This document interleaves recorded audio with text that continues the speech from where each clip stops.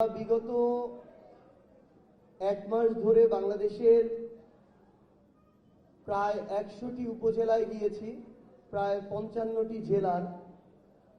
সেখানে গিয়ে আমাদের শহীদ পরিবারের সদস্যবৃন্দ এবং আহত যোদ্ধারা, আমাদের জুলাই যোদ্ধারা আমাদের যেই কথাগুলো বলেছে সেই কথাগুলো একটু আপনাদের সামনে তুলে ধরতে চাই। প্রথমত, আমাদের কাছে একটি গুরুতর অভিযোগ এসেছে। বাংলাদেশের বিভিন্ন জেলায় নতুন করে আমাদের কিছু এমপি এবং কিছু মন্ত্রী আহতদের তালিকাতে নতুন নাম যুক্ত করার জন্য নিজেরা সুপারিশ করা শুরু করেছে। এর মধ্য দিয়ে তারা আহতদের তালিকাতে নিজের দলের অর্থাৎ ক্ষমতাসীন দলের নামের তালিকাটা দীর্ঘ করতে চায়। কিন্তু আমরা মনে করি এই অসৎ উদ্দেশ্যের মধ্য দিয়ে নামের তালিকা দীর্ঘ হওয়ার চেয়ে সবচেয়ে বড় ক্ষতি যেটা হবে, আমাদের আহত যোদ্ধা শহীদ পরিবারদের নামের তালিকাটা বিতর্কিত হয়ে যাবে। 1971-এর পরে বিগত 16-17 বছরে আওয়ামী লীগ নামে বেনামে টাকা খেয়ে বিভিন্ন স্বজনপ্রীতি দলীয়করণের মধ্য দিয়ে বাংলাদেশের মুক্তিযোদ্ধাদের ইতিহাসটাকে এবং মুক্তিযোদ্ধাদের তালিকাটাকে বিতর্কিত করেছিল। সেই তালিকার এখন পর্যন্ত সংশোধনও হয় নাই, সংশোধনের উদ্যোগও নেওয়া হয় নাই। আমরা আমাদের এই জুলাইয়ের যারা শহীদ আছেন, যারা আমাদের আহত যোদ্ধা আছেন, তাদের কোনো বিতর্কিত তালিকা চাই না। আমি উদাহরণ হিসেবে স্পেসিফিক বলছি, আমরা ঠাকুরগাঁয়ে যখন গিয়েছি, আমাদের যখন আহত যোদ্ধাদের সাথে কথা হয়েছে, তারা বলেছে ঠাকুরগাঁয় আহত যোদ্ধাদের যে এই তালিকা, এই তালিকার 3 ভাগের 1 ভাগ বিএনপি ওই সিভিল সার্জনকে বলে, ডিসিকে বলে তাদের দলীয় ছাত্রদল যুব দলের যারা ওই রকম আহত হয়নি তাদের নামের তালিকা সেখানে ইনক্লুড করেছে। আমার কথায় যদি কোনো ধরনের ভুল থাকে আমি মিডিয়াকে অনুরোধ করব আপনারা এর সত্যতা যাচাই করবেন। 2 নাম্বার, আমাদের আহত যোদ্ধারা এমন এখনো অনেকে আছে যাদের এখনো ট্রিটমেন্ট প্রয়োজন, হয়তো আরো 2, 4, 5, 10 বছর ট্রিটমেন্ট করা লাগতে পারে। এমন অনেকে আছে যার চোখে এখনো গুলি আছে, যাকে মৃত্যুর আগে পর্যন্ত ট্রিটমেন্ট করাতে হতে পারে। কিন্তু আমরা এখন দেখছি আমাদের এই আহত যোদ্ধারা, এখন আমরা বুঝি যে কেন আসলে তারা হাসপাতাল ছেড়ে যেতে চায় নাই। আজকে যখন আমার ওই সহযোদ্ধারা নিটোরে যায়, চক্ষু বিজ্ঞানে যায়, সিএমএইচে যেতে চায়, পিজিতে যেতে চায়, একজন সাধারণ রোগীর সাথেও যেই ধরনের ট্রিট করা হয়, তারা যখন পরিচয় দেয় তারা জুলাই যোদ্ধা, তারা তার চেয়ে বেশি সেখান থেকে একটা বিচ্ছিন্ন আচরণ তারা পেয়ে ফিরে আসে। আমরা বর্তমান বিএনপি সরকারকে বলতে চাই, আমার পার্টির আহ্বায়ক সংসদে দাঁড়িয়ে বলেছিলেন এই অভ্যুত্থানে আমাদের সবার অংশগ্রহণ ছিল। ছাত্র সংগঠনের যখন নাম উচ্চারণ করা হয়, জনাব নাহিদ ইসলাম প্রথম নাম উচ্চারণ করেছিলেন ছাত্র দলের, অথচ জনাব নাহিদ ইসলামের ছাত্র সংগঠন ছিল ছাত্র শক্তি। তাহলে এই ধরনের মানসিকতা আমরা আমাদের জায়গা থেকে দেখিয়েছি, কিন্তু আজকে বিএনপির জায়গা থেকে আমরা শুধু এটাই দেখি যে তারা তাদের অংশগ্রহণ ছিল এটা এস্টাবলিশ করতে চায়। এটা এস্টাবলিশ করার কিছু নেই, আপনারা ছিলেন, এটা আমরা স্বীকার করি। কিন্তু আপনার কাজের মধ্য দিয়ে যদি এটার প্রকাশ না পায়, আমার যোদ্ধারা গিয়ে তার কার্ডটা দেখানোর পরও যদি চিকিৎসায় ন্যূনতম প্রায়োরিটি না পায়, তাহলে আপনাদের এই মুখের কথা বলার চেয়ে না বলা অনেক ভালো।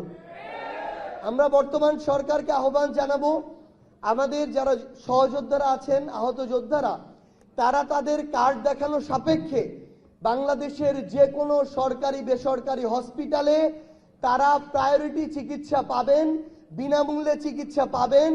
এই ব্যবস্থা নিশ্চিত করার জন্য সরকারের পক্ষ থেকে, স্বাস্থ্য মন্ত্রণালয়ের পক্ষ থেকে সরকারি প্রজ্ঞাপন জারি করতে হবে।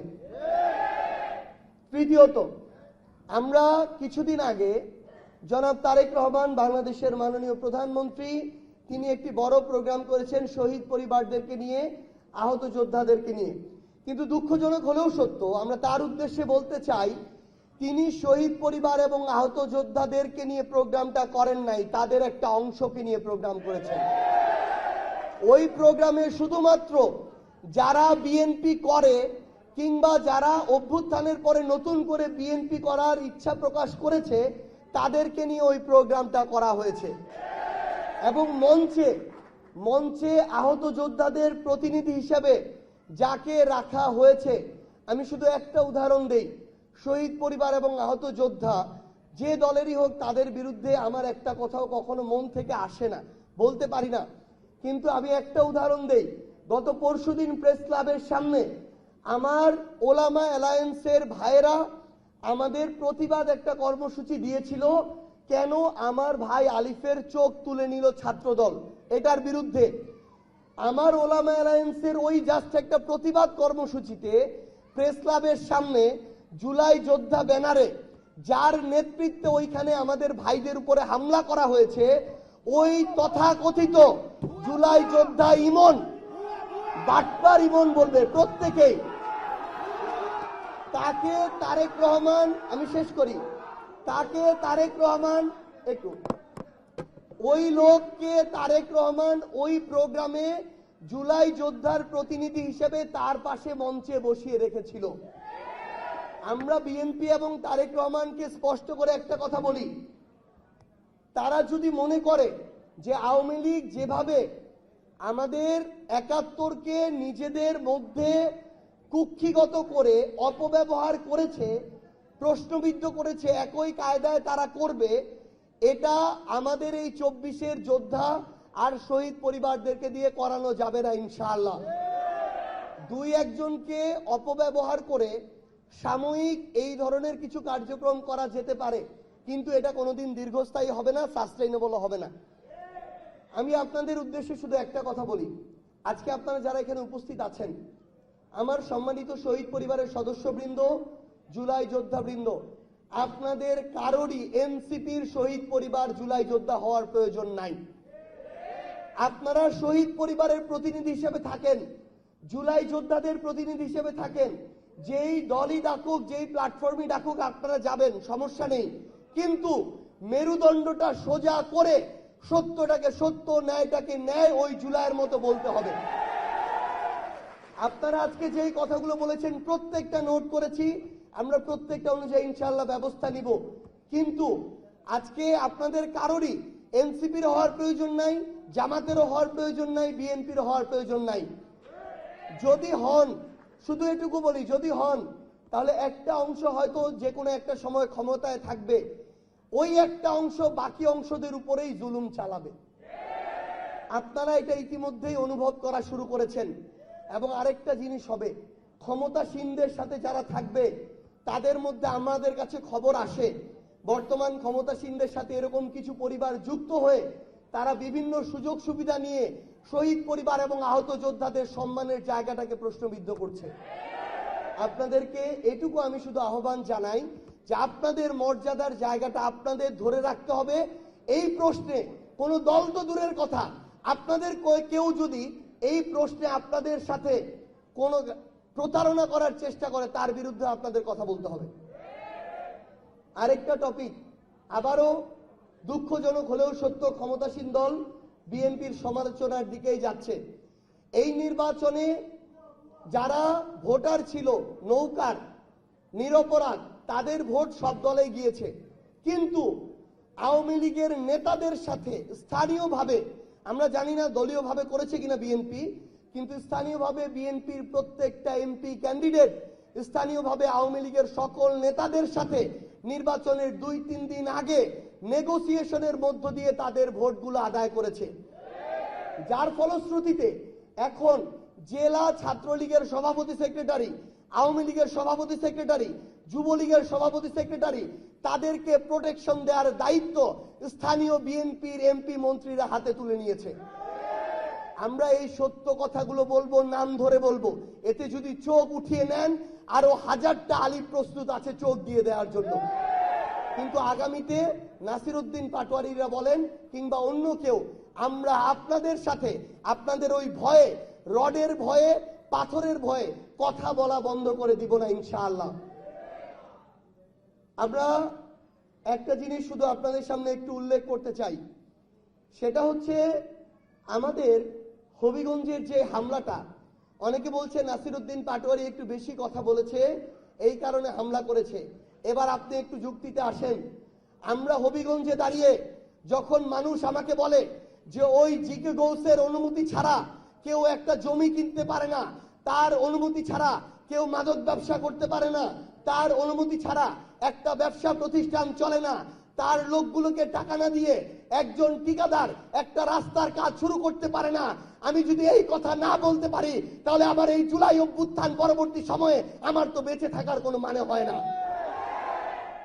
এই কথাগুলো যখন নাসিরউদ্দিন পাটোয়ারি বলল, তাহলে আক্রমণটা যদি শুধু তার উপরে হতো তাও তাদের কথার যৌক্তিকতা থাকতো। কিন্তু আমরা দেখলাম সিলেটে যখন আমরা আমাদের শহীদ পরিবারদের সাথে দেখা করতে গেলাম, আহত যোদ্ধাদের সাথে দেখা করতে গেলাম, সেখানে কিন্তু নাসিরউদ্দিন পাটোয়ারি ছিল না।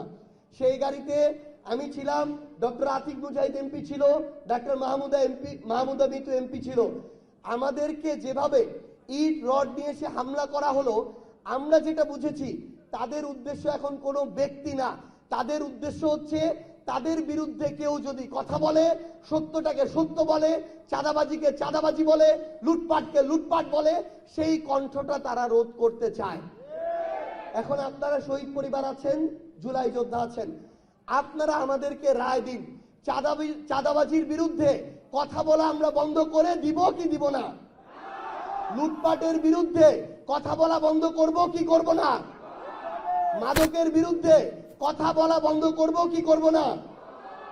আপনাদেরকে শুধু আমরা এইটুকু আহ্বান জানিয়ে যাই, আপনারা আপনাদের পক্ষ থেকে বলবেন, জনাব তারেক রহমান, রাজনৈতিক দল বিএনপি, গণভোট যদি অসাংবিধানিক অবৈধ হয়, তারেক রহমান অবৈধ প্রধানমন্ত্রী। জুলাই সনদ যদি অসাংবিধানিক হয়, সালাউদ্দিন আহমেদ অসাংবিধানিক স্বরাষ্ট্রমন্ত্রী। আমার এই গণভোট যদি অবৈধ হয়, বিএনপি সরকার অবৈধ সরকার।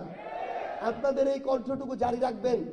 নতুন করে আওয়ামী লীগের কিছু কণ্ঠকে আমরা দেখতে পাই, বিএনপি আমরা কেন জানি না, সেই কণ্ঠগুলো যারা বিএনপিকেও অবৈধ বলছে, জুলাইকে যারা প্রশ্নবিদ্ধ করছে, নোংরামি করছে। প্রশ্ন করা এক জিনিস, নোংরামি করা আরেক জিনিস।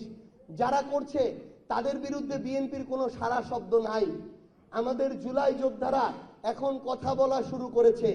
আমি শুধু আপনাদেরকে এইটুকু বলবো, হয়তো আমরা প্রত্যাশা করিনি 5 বছরে আমাদেরকে এইভাবে নামতে হতে পারে, কিন্তু যখন 6 মাসে এই অবস্থা বিএনপি সরকারের নীরবতা তৈরি করছে, আপনাদের কণ্ঠ থেকে শুরু করে আপনাদেরকে আবারও কিন্তু সচেষ্ট হতে হবে। যদি আপনারা হন, আমরা বিশ্বাস করি শুধু বিএনপি না, আগামীতে কোনো দল যদি স্বপ্ন দেখে স্বৈরাচার হওয়ার, কোন দলের ওই স্পর্ধা কোনোদিন হবে না। আপনারা সামনে থাকলে সে স্বৈরাচার হয়ে উঠবে। আপনারা আমাদের জন্য দোয়া করবেন। আপনাদের ওই আস্থার প্রতিদান, আমাদের রাজনৈতিক দলের দরকার নাই, আমাদের ক্ষমতায় যাওয়ার দরকার নাই, কিন্তু আমরা আমাদের শহীদ ভাইদের, আহত যোদ্ধাদের যে আকাঙ্ক্ষা, সেই বাংলাদেশের সাথে মৃত্যুর আগে পর্যন্ত সেই লক্ষ্য থেকে আমরা বিন্দুমাত্র বিচ্যুত হব না ইনশাআল্লাহ। সবাই আমাদের জন্য দোয়া করবেন। ভালো থাকবেন। আসসালামু আলাইকুম ওয়া রাহমাতুল্লাহ।